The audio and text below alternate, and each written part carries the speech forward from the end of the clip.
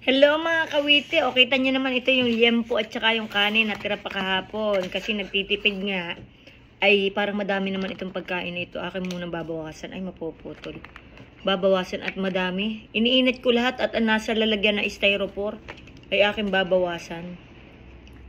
At pwede pa rin uli bukas. Charot. Basta bakit ga? Hindi naman bawal ang mag-ulit ng pagkain. Diba? Ba't mo kakainin yan? Kakainin mo nga. Ba't bitin ka ganyan? Tay muna. Hindi pinabawasan. Aba, syempre, yan, karne iyo. Ay, hindi na po makakain bukas at may dumamba na. Bili-bili pa ng healthy food, ng salad. Sinamahan pa namin pagbili. Tayo daw kanya kakainin. Tingnan mo't kaagaw din hindi rin, kaya. Ari sasabawan. Ari pa yung patandala niya, nilagay ko sa rep din kasi mga kawiti, meron ka talaga kaming kainan dito. May pantry talaga kami. Ngayon, ay di, sabawan ko. Sayang kasi. Sarap. Huwag mo lang kakadamihan ang patis at di maalat. Enjoy ka ng timplangan, kaya mo alat. Pag sobrang alat eh. Tinigbahan bakla. O, di ba mga kawiti? O, timo. Dave si Darwin, nakakutsara doon. Nakakatawa mo. Ay, nako, Diyos ko po, Rudy. O, kaya ng mga kawiti, dadakutin ulit natin.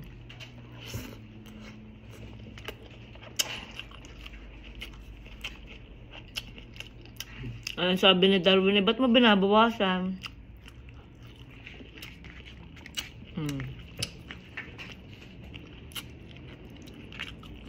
Alin isa? Alin na lang din? Dinner mo. Meron pa din kami doon paghahati ang beer chang. Girl na malengke kayo, tapos nagpe-PF-sang pa kayo?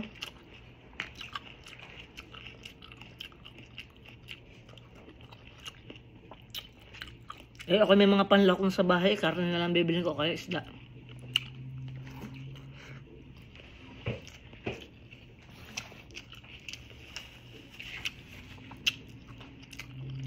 Alam nyo kawiti kanina, may nabasa ako. Yung sabi ni Pope Francis.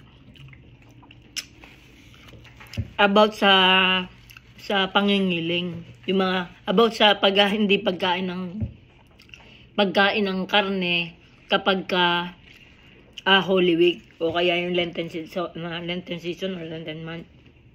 Sabi ni Pope, mas mabuti pa daw na kumain ka ng karne tapos nakikipag-reconcile ka dun sa bianan mong hindi mo kinakausap, kapatid mong hindi kinakausap, o kaya ay yung mga hihingi ka ng tawad sa mga taong dating nagkaroon sa'yo ng kasalanan. Parang mas mabuti pa daw yun kaysa huwag kang kumain ng karne. Yung magpatawad, forgive. Nangingilan ang dami kagalit. Kasi meron daw mga tao nangingiling. Hindi kakain ng ganito, hindi kakain ng ganyan. Tsaka nangingilan tapos laging piket. Laging piket sa inggit. So, hindi daw yun ang simbolo.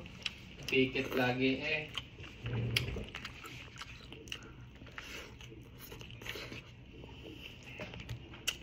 Siya, piket. Diba siya?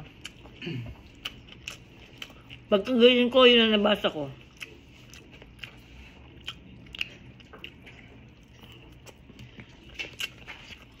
Pero sa totoo, wala pa akong ibang lahing puti dito na laging piket. Ang laging piket ay ano? Pilipino? Oo.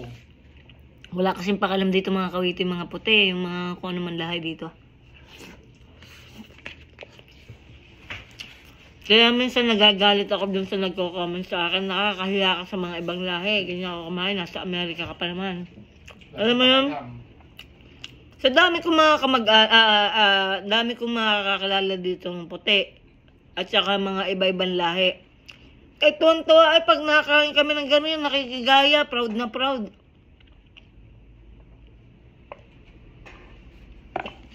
Pag Pilipino naman, Dami na sabi. ala, nasa Amerika ka na.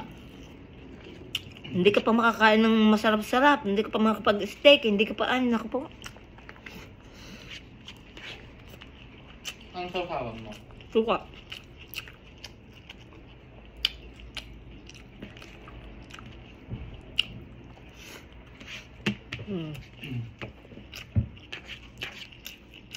Kaya ang maganda pala talaga pag nangingiling ay reconcile.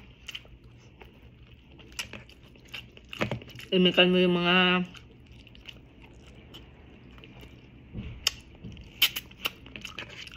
taong galit sa iyo.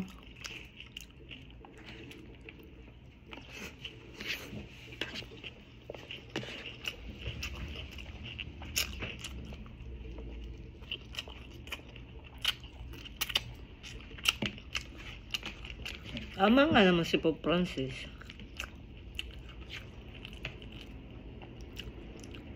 Baka nga naman 1 linggo ka hindi kumain ng karne. At nangingiling ka. Pero nandun ko sa kapitbahay at nakipagdismisan.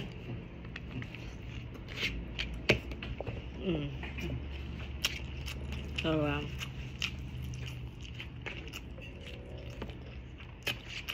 Sabagay, may kanya-kanya naman tayo ng way kung paano tayo mangiling.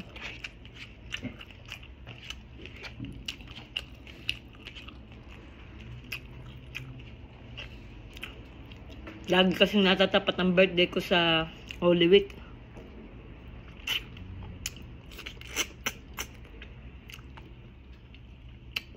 Pag napapatapat ang pangingiling kong ginagawa, hindi ako nagiinom.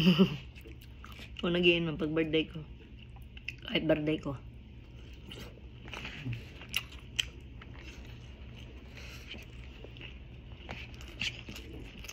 Hindi rin ako nagpapainom.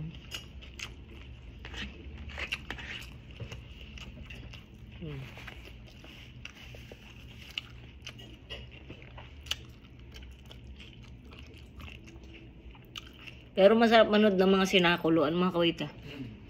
Sa inyo ka, Darwin, may sinakuludan? Wala. Kaya gusto ko nanonood ng mga ganyan. Tsaka yung mga palabas sa TV. Yung palabas sa TV, ano? Tanga. Pag sinakulo, ano yung Passion of the Christ? Ako iyak dun eh.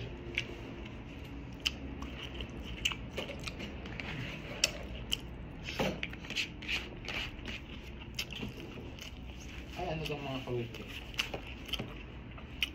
Darwin, pangkal mag-upload. Sabi, mag-upload ako. Mamaya ulit.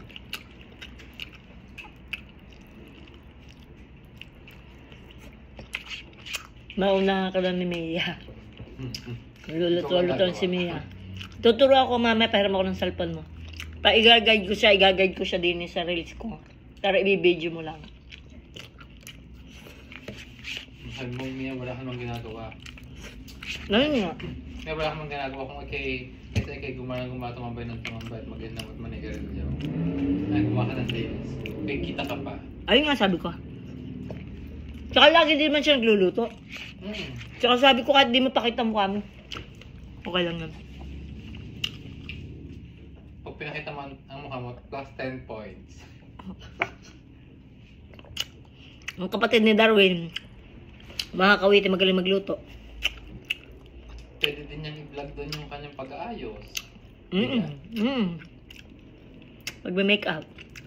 Tama, may ring na siya eh. Ilalagay mo lang yung cellphone doon sa gitna ng ring. Wala pa daw siyang racket niya eh. Ito niya. Ano gatya, Susan? Naka-outang kaga. Ay, talagang mainit na naman bungaw na re. Huwag niyo akong init. O kami papautang ba? Kaya, hindi. Aba, ang dayang at hearts nga pala may padala mo na yung 5,000 mo, girl.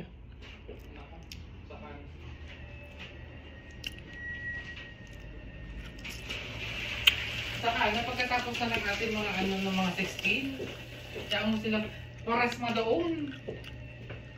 Ay, pagkatapos ng 16 ay Holy Week na. Parang doon ba? Late March ba ang Oo. Eh ano ga? Mga kawitid, diyan na kayo. Dami kaming ginagawa ngayon eh. Kaya pati ako'y pasal ng pasal eh. At may maganda akong good news sa inyo. Hindi pa rin ako magpapagupit. So, diyan na kayo mga kawitid. Bye-bye. Pakulot. Magpapakulot kami in Darwin next week.